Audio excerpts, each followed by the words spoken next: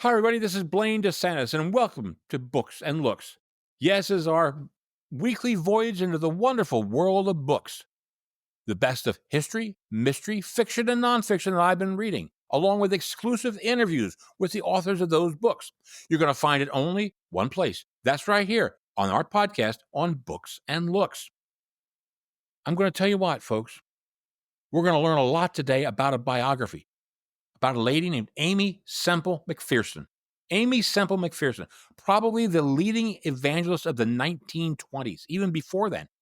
This is a biography written by Claire Hoffman, to put a word, dazzling. Her book, Sister Sinner.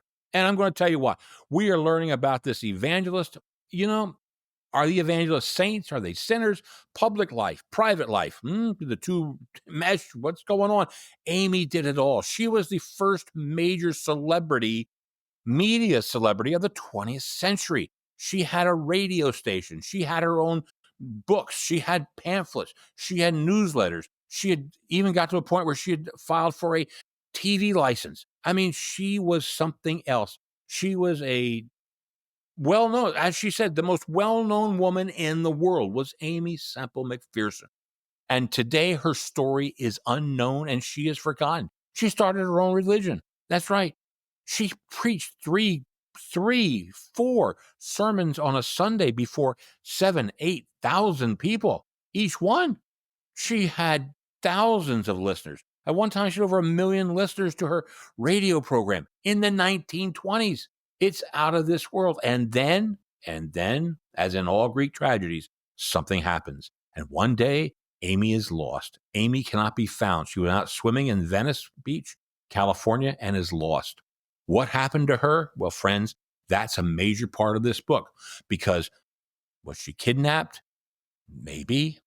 Did she fake her own kidnapping? Maybe. We don't know. But the whole story of Aimee McPherson takes a tragic decline once this happens. We're going to find out all the good points and going to find all the bad points. That's right. The good and the bad. We're going to hear today with Claire Hoffman. So sit back and enjoy. I'm Blaine DeSantis, and this is Books and Looks. Claire Hoffman, welcome to Books and Looks. Thank you for having me. All right. Claire's coming to us from California, but not affected by herself by the fires. Am I correct on that? Yes, not physically affected, but Yeah, emotionally.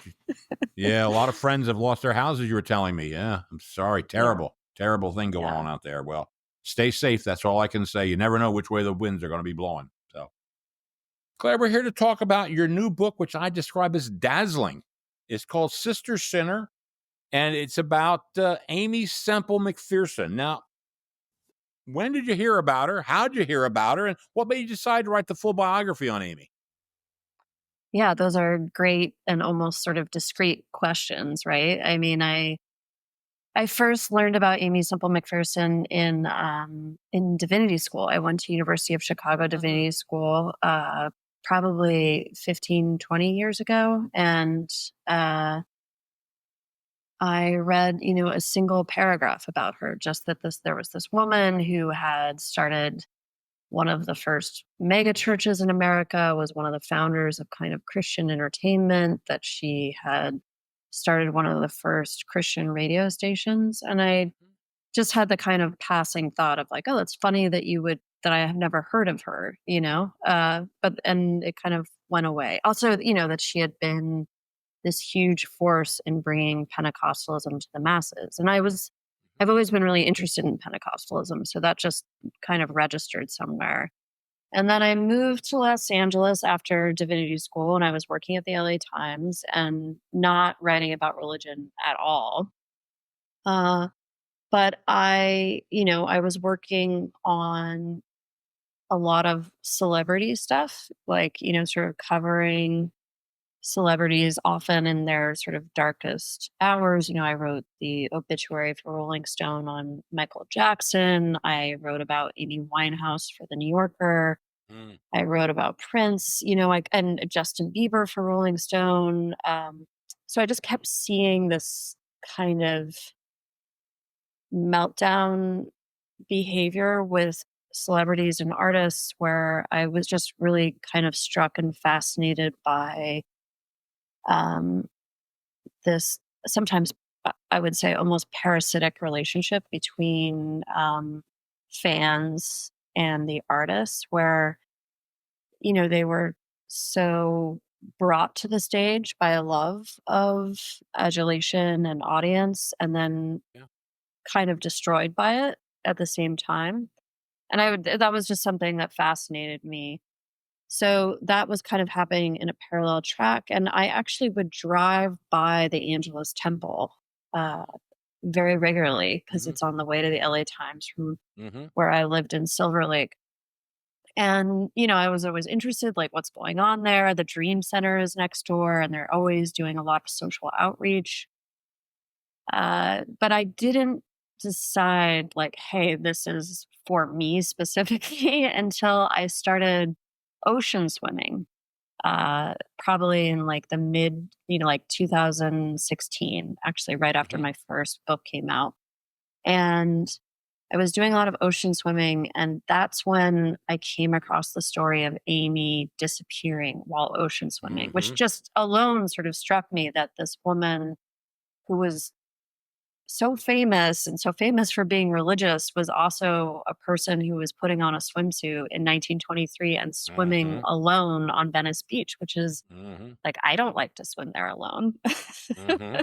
Mhm. So I was like, wait, there's more to this story. And so, yeah, I kind of dove in. I bought some uh, biographies that I found on eBay that were contemporary of, like, written while she was still alive, and then some later ones, and read them.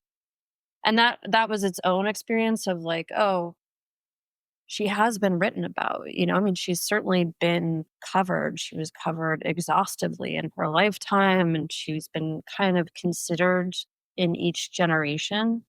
But I felt like they didn't quite get it. And I know that Mhm. sounds sort of like hubris, but uh and there were women who wrote about her, but I just felt like a lot of bias and a lot of judgment in these, older biographies, and I Mhm. I I I felt sort of a call to try to bring a contemporary journalist perspective to her, and somebody I'm somebody who cares about and believes in religious experience, and I would say is sympathetic to Okay. the plight of being a working mother. So that's that's how I ended up there. That's a long Okay. answer.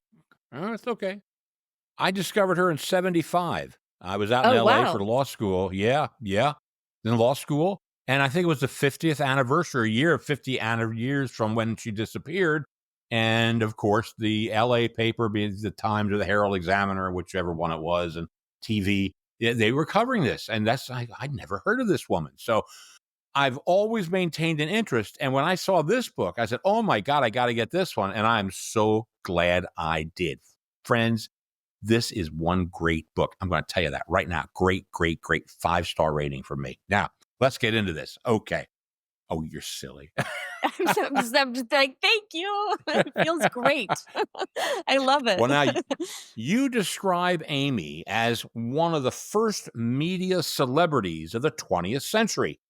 How did she, use the media, and how did she spread her message through this? I mean, it's a fascinating story.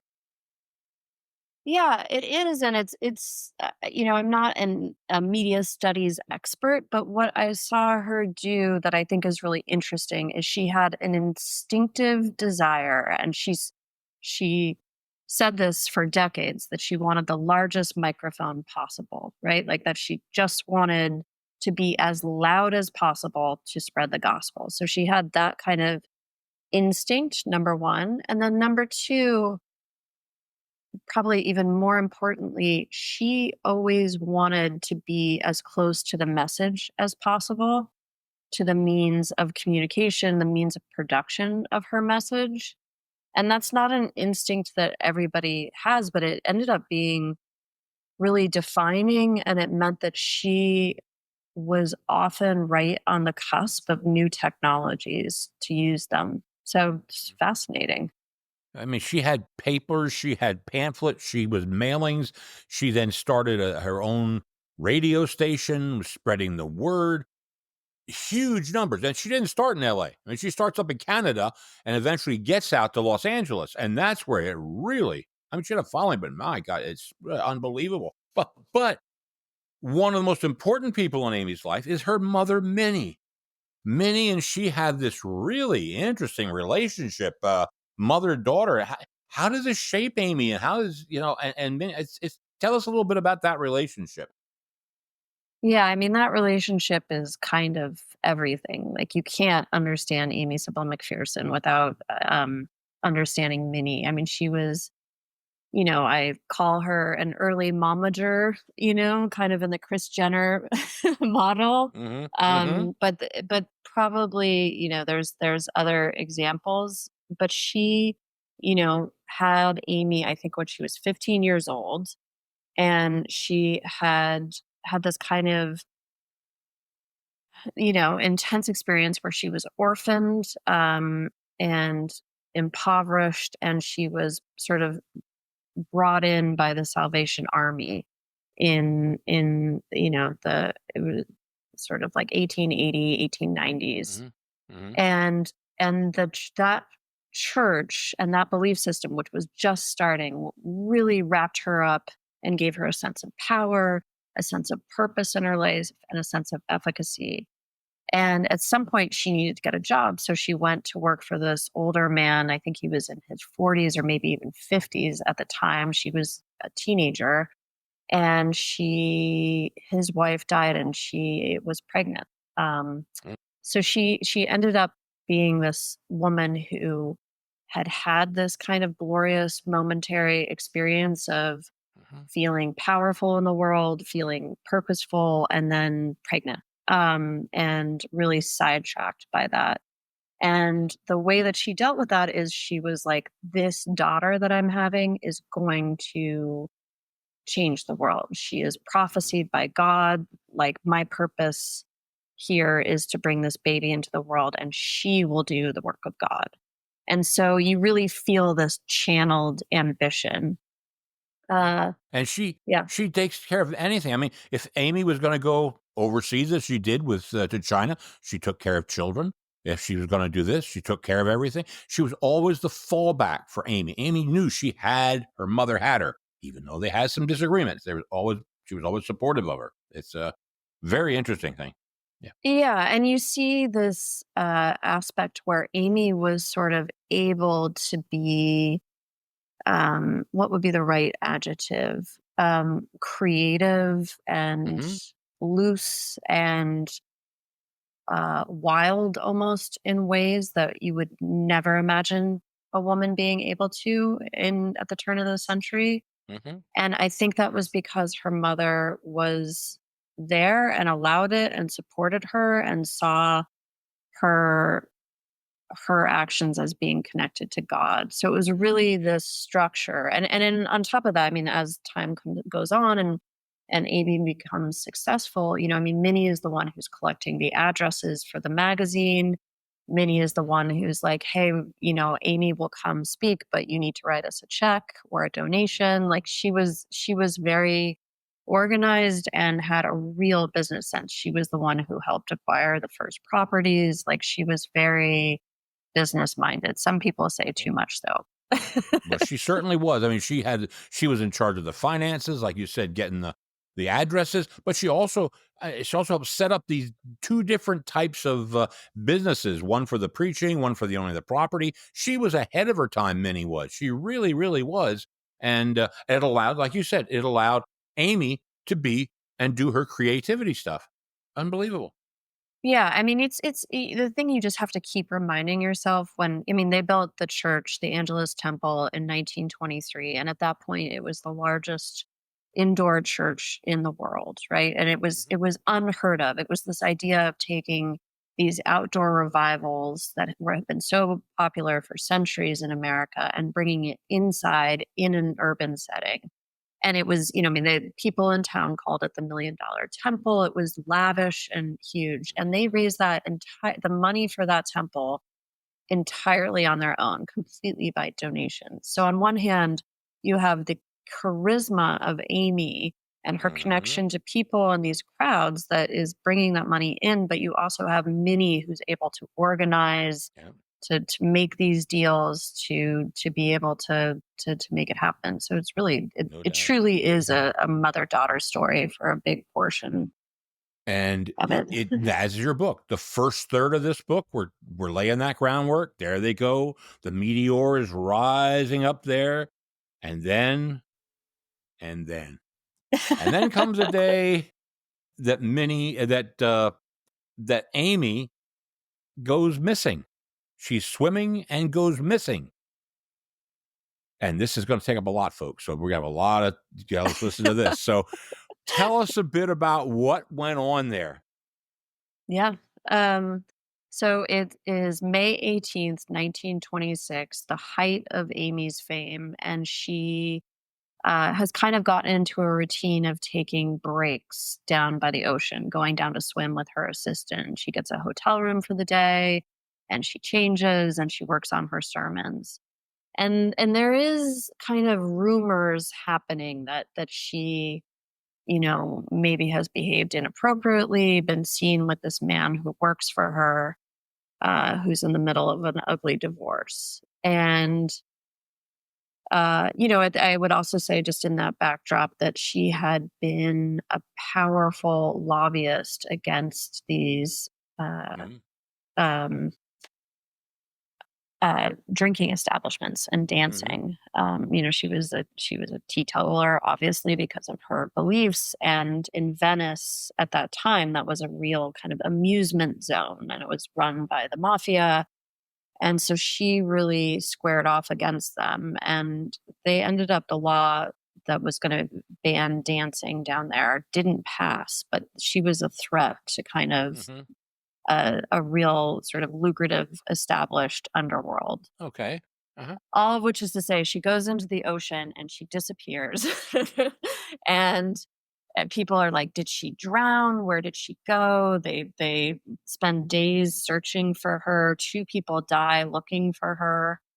It's a major event. There's 40,000 people who gather Yeah. down by the ocean to look for her and to pray around the clock. It could not, it made headlines in New York and in London that she had disappeared. Like she was very famous, and it was huge. And so, yeah, how much to say here? There's definitely some mystery in all of this, but 35 days later, she walks in at 2 in the morning from the desert in Mexico, uh, and asks for a telephone. She doesn't ask for water. Yeah. uh, she asks for a telephone, and she's taken to a hospital and reveals that she has been kidnapped into slavery and has had this harrowing escape where she freed herself from a shack in the desert and ran for 26 miles or 13 miles. I'm getting, 22 yeah, miles, I think it was. Yeah. 22 miles. Yes, this is 22 not my miles. Yeah. forte, number recall. Um, and yeah, so she comes back, and people immediately begin searching for her kidnappers and for the shack that she says she was kept in the desert, which apparently had a bathroom. So it was like a big enough shack, and they don't find it. And she is brought back to Los Angeles with her mother. And almost immediately, there's a lot of suspicion around the story. Mhm, mhm. Well, it's fascinating because, during the time that she's gone, okay, she's spotted in, I think, Tucson, okay? She's spotted up in Monterey, California, and people ask, "Why how do you know it's Aimee Semple McPherson?" They said, "'Cause she has thick ankles." I that cracks me up. I just It's yeah, the ankle has become just this huge part of the story, like, yeah. sometimes they're like, it was her bewitching eyes and her thick ankles. um but yeah, yeah, there were sightings, yeah, all over California, but Yeah, like really some very legitimate sightings in Tucson yeah, and in Carmel by the Sea. yeah, and, she sticks with the story that she was kidnapped. She has no signs of being abused or even having walked 20 some miles in the desert. And then it ends up in a trial. Now, what exactly was this trial about? Yeah, so this gets a little wonky, but it's totally fascinating. There was at first a grand jury investigation almost immediately when she comes back, where they're looking into the kidnapping, right? And so the Okay. district attorney is like, "We're going to get to the bottom of this. We're going to find these kidnappers." And so she appears before the grand jury. Her mother appears before the grand jury. But soon it becomes obvious that the district attorney's sort of theory of the case is not that Aimee was kidnapped, but that she faked the whole thing. And the newspapers, at that time, the Los Angeles newspapers were major players in this. It's almost hard to imagine the sort of line crossing that was happening. But the reporters from the LA Times and the Herald Examiner were sort of outpacing the district attorney very rapidly with their own investigations and Mhm. interviews. And so, by the end of July, she comes back in June. By the end of July, they've decided to not bring any charges against the kidnappers, which is, sort of a sort of criticism of Aimee and her story. Mhm. And it sort of seems like it's going to be the end of it. And at the end of July, a story comes out of Carmel that says, actually, there are multiple witnesses, including a landlord, who says that Aimee Semple McPherson spent a good part of the end of May up here with her radio operator. Yeah. And so Yeah. back in court we go again, because now they Yes. think she's perjury and all that stuff. That's Right. Then they do a pre-trial hearing, which is essentially sort of the decision of like, are we going to take this to trial? But they filed yeah. charges. Mhm.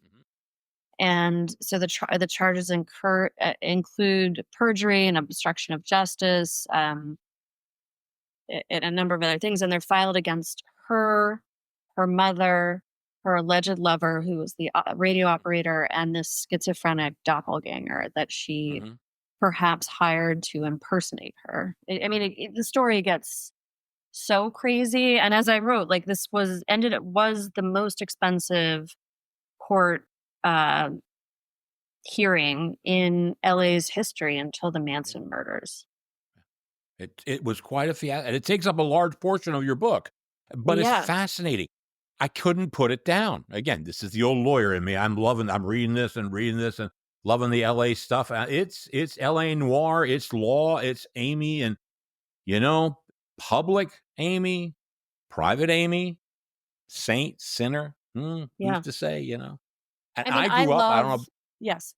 I was Go just ahead. gonna No, say, go ahead. I love trial books. I love trial stories. Okay. I don't have any sort of mastery of the law, but I think the inherent drama that happens in these trials, sort of allow a lot of private information to Right. become public. And she, during this trial also had this funny tension of, she would spend her days in the courtroom and then go on stage at her temple and preach to 15,000 people, on a Sunday and just eviscerate, law enforcement in Los Angeles for corruption, which was really meaningful because there were 15,000 people listening in Yeah. person and tens of thousands, maybe hundreds of thousands listening across the Southland and Yeah. beyond on the radio.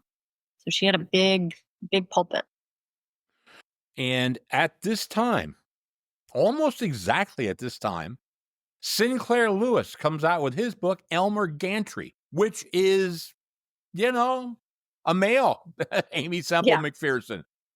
And he gets death threats about how dare you write about evangelists like this. In the meantime, Amy's going through this whole thing in her real life. And I loved Elmer Gantry. And I love Burt Lancaster playing that part. You know, that was good. Good I movie. Yeah. know. There's something to look up would be Frank Capra did a movie. Okay. I want to say in the 30s, maybe it was the Ah, 40s, called The Miracle Woman. okay. I want And to look at it's that. Yeah. yeah, I think you can only get it on DVD. It's extremely critical of her, but Really? it's Okay. kind of a beautiful movie. Yeah.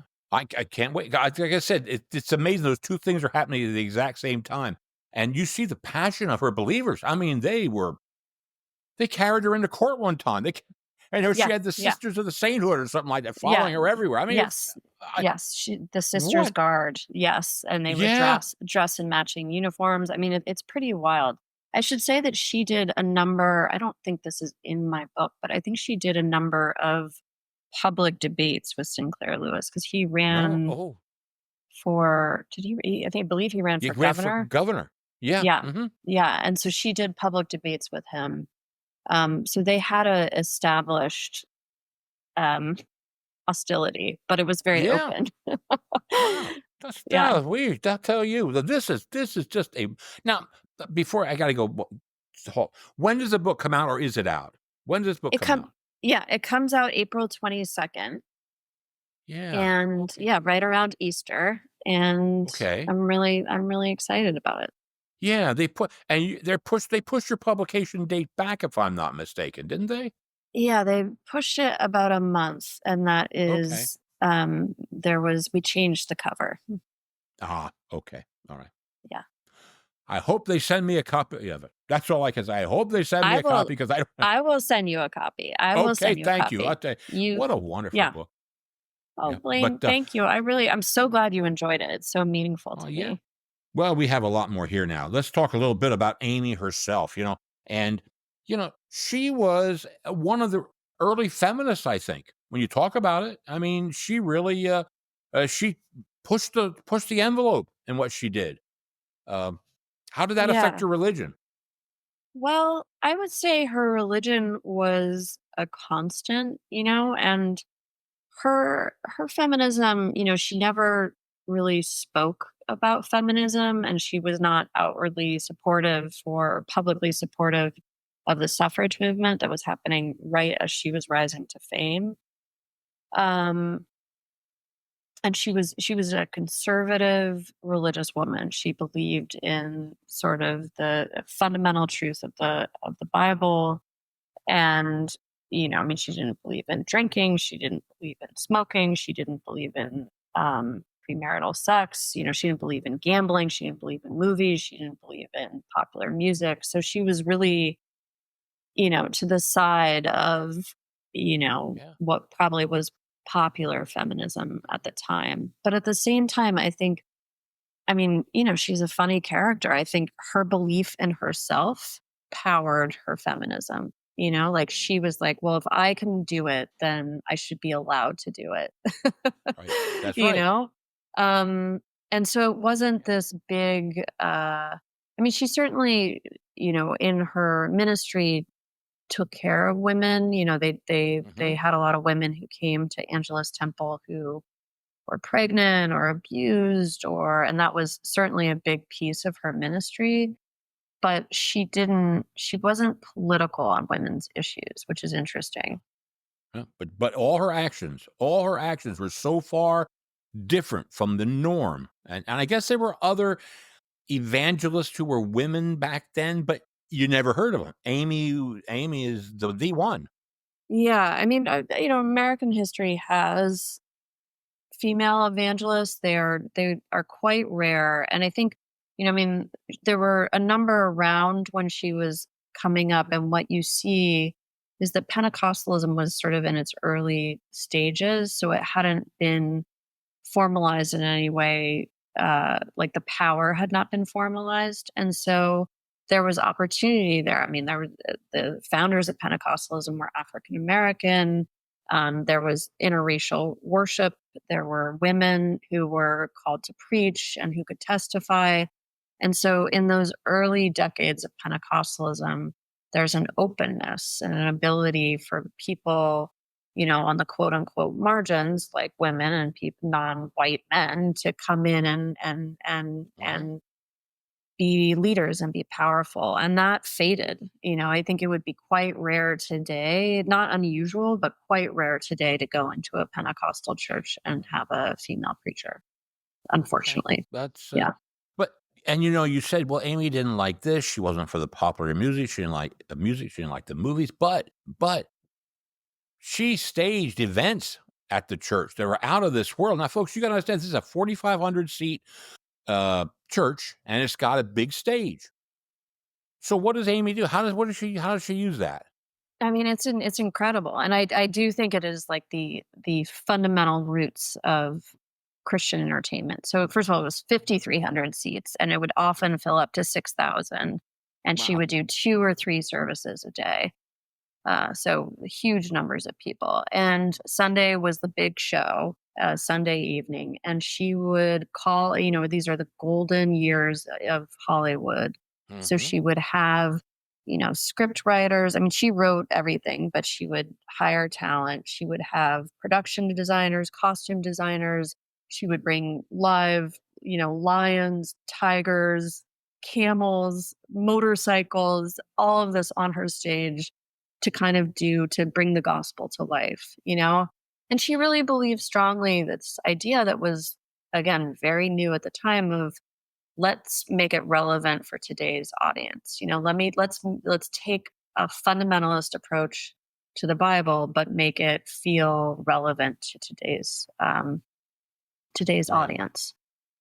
And there's a swing in Aimee that at least I may be wrong on this, but from what I was reading, it seemed there's a swing as she's going through the Midwest and everything and the Southwest.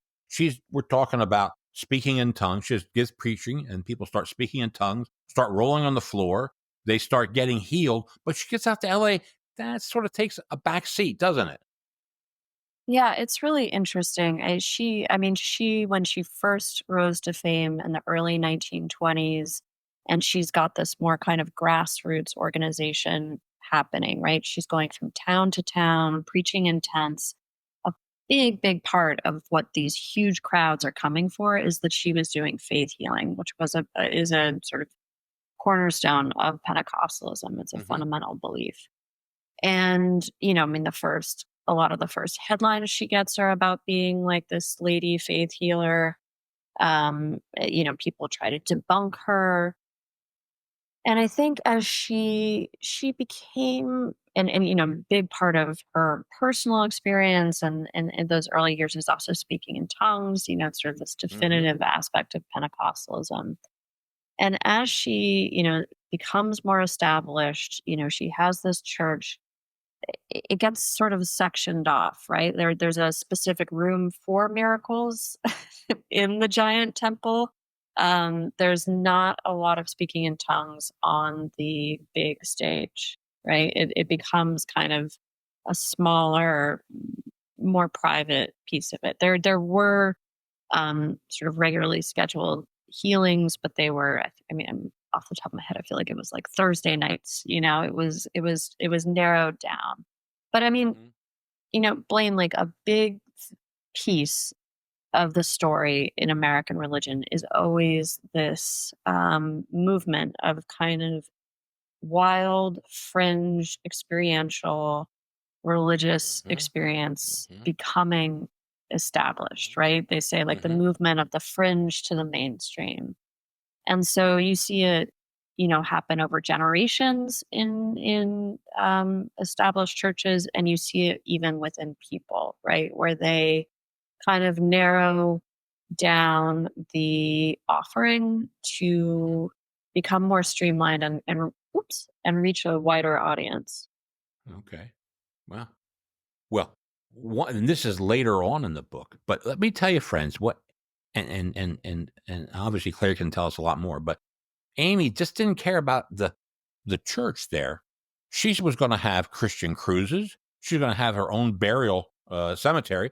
She was going to have all these things. She was going to have real estate development. I mean, my God, she was going to be in everything. It's amazing. Again, the size and scope of this lady. Right. Although this is also to come back to the mother-daughter moment. This is Right. when she ends up getting, absolved of her charges, not to ruin anything. But it's high stakes, but the cost of that is that she and her mother, have this rupture and kind of break up. And in Minnie's absence, you sort of see this other piece of Aimee that is allowed to kind of come to fruition. And Mhm. yeah, she's sort of, her family would say she was preyed upon, that all these different, Right. kind of hucksters approached her and said, Mhm. "Hey, you can let's buy land in Lake Tahoe and have a church development. Let's buy land in, wherever, Altadena, and start a church, or sorry, start a graveyard." Mhm. Um, Yeah. and so, Exactly. yeah, I mean, it didn't work out so well. No, it didn't work out, no, and all I kept thinking the whole time is Jim and Tammy Baker. I kept thinking Yeah. of all their things they were gonna get into, and the and I see it now, they all get into the same, they wanna get big, that TV, they got into this, they got into that, ay, ay, ay, ay, ay. Yeah. I Ay, mean, ay, ay, ay. that's another sort of through line in American religion and, just sort of American celebrity, I would say, is this Mhm. desire to grow, right? To just keep getting bigger and bigger, to touch all aspects. And I think that's also probably people who are surrounding these people, who Mhm. are like, how can we monetize you? You know? Right. Right. Exactly. Well, she has a tumultuous, to put it mildly, a tumultuous personal life. She was married twice. She may have be having this affair with the sound man for the radio, whatever it is. She got marriages. There's lawsuits. There's everything. But it fuels. It fuels her preaching. It fuels her religion, and that's fascinating. How she was able to compartmentalize what's going on over there with now here I'm gonna be up on, like you said, I'm gonna be preaching in front of all these thousands of people. It's an amazing story. Yeah, I mean, the last part of her life, the last third of the book, it's a darker story, but Yeah. it is complicated because her church has 8 million followers today. There's six hundred Yeah. million Pentecostals in the world. It's the fastest growing religion. It's I mean, she was profoundly important in shaping Mhm. where things went. And those years were really, I mean, some of those years where she's on one hand having a nervous breakdown and hospitalized, she's also preaching to something like 1.5 million people. Like the energy is intense. And I mean, I think about, again, for me, it feels like these celebrities that I have covered. I think about Britney Spears, I think about Justin Bieber, I think about Michael Jackson, where it's like Mhm. they become machines, right? They're out on the road, Yeah. they're in a different city every night, they're just giving. And I think Right. the personal cost is enormous, but it doesn't come necessarily right away. But it's certainly not a life of like life work balance. No. No, not No. at all. Not at all.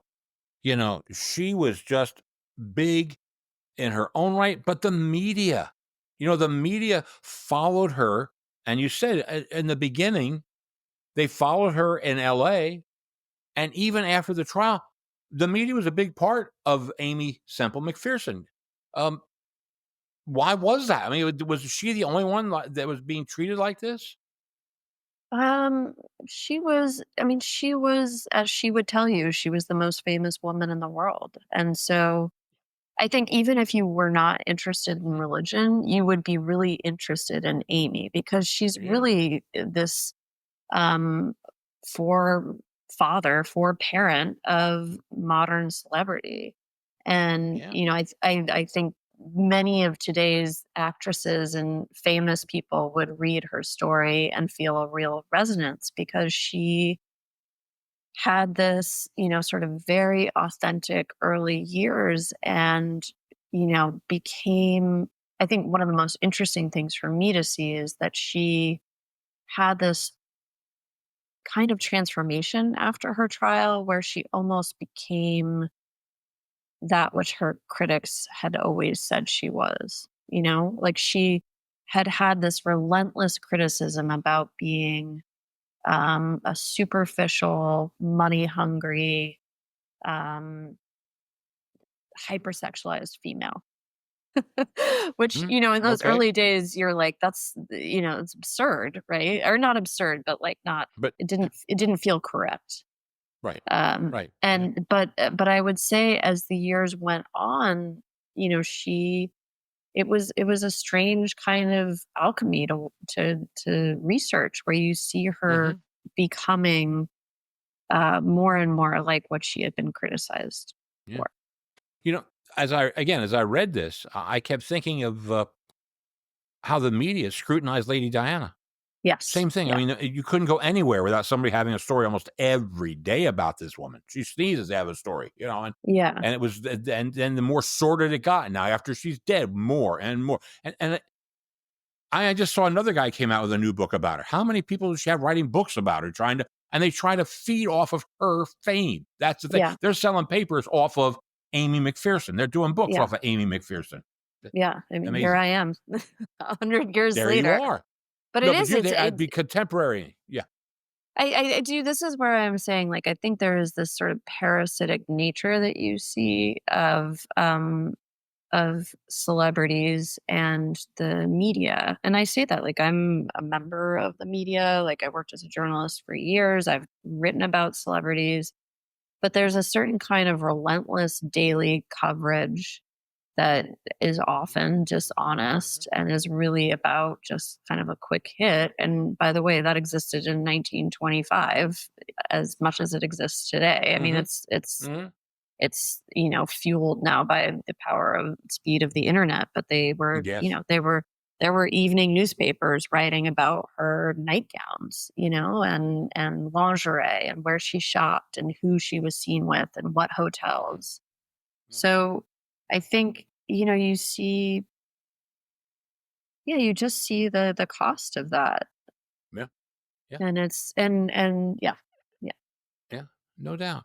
Okay. Fine. What's the most surprising thing you found out about Aimee McPherson? Anything surprise you? I mean, everything. I mean, she had this incredible life. I think she one thing I point to is that in 1944, she's under a conservatorship, sort of, in the way that Britney Spears was. She's had Oh, her yes. whole, power of attorney, everything signed over to her business manager, so the decisions about who she gets to see, her family members, phone calls, it's controlled by Mhm. her business manager. And I think she's medicated, and she has a nurse, and she something happens, and she decides, like, I'm gonna make a change. And she gets rid of the business manager in early 1944. And right at that time, she puts her son in charge of the church, or in a more powerful Mhm. position, Yeah. and she files for a television license. And that would be what I would say was so cool and exciting to see, is that Yeah. I think of her as a proto televangelist. She sort of Yeah. predicted so much about this, like, kind of Mhm. big mega church televangelist personality that we've seen in later decades. But, no one was doing Christian television at the time. And she files for the license and starts making a plan to do it. So once again, you see her at the cusp of Yeah. new technology and thinking about how to use it. And she dies just a few months later. Yeah. Wow. And that's the thing. Her entire, career up until this, a little bit after the trial, is with her mother behind the helm. She's the figure, and all of a sudden she sees power, gets rid of mama, and now she brings men into her life. Things don't go that well once she brings the men into her life. It's interesting that she went from the fire plant into the fire. I mean, she was just, having problems there. Yeah, I think, her mother was a complex figure, and probably, hard to live with. But she had absolute undying loyalty to Amy and to her gospel. Yeah. And after her mother was gone, you have a lot of different personalities and forces who are looking to take advantage of her Hmm. incredible fame. I mean, it's mind-boggling how famous she was at the time and how largely forgotten she is now. Yeah. And the thing I would say there, in terms of being surprised about her, is she was really complicated, like she's a very contradictory figure, I'm not saying that I would have shared her politics or in even, who knows if I would have even enjoyed her company. I think I would have, but that Mhm. it she isn't somebody who you would say, "Oh, this is such a likable woman." She was Right. very complicated. I mean, people adored her and loved her, but she did a lot of things that were complex, and her motivations were sometimes pretty complex. Mhm. And I think that's why we don't know about her partially, and why a lot of these early depictions of her were so negative, right? People Mhm. couldn't handle a female figure that had that kind of complexity. Yeah, absolutely.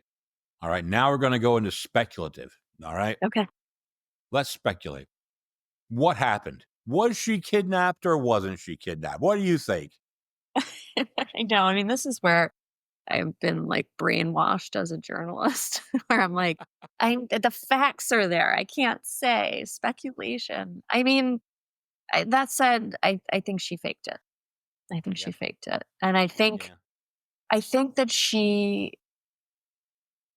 I mean, she had nervous breakdowns by her own account later in life. I mean, that's what she called Mhm. them. I think that Yes. she kind of hit a limit with her fame and with her mother.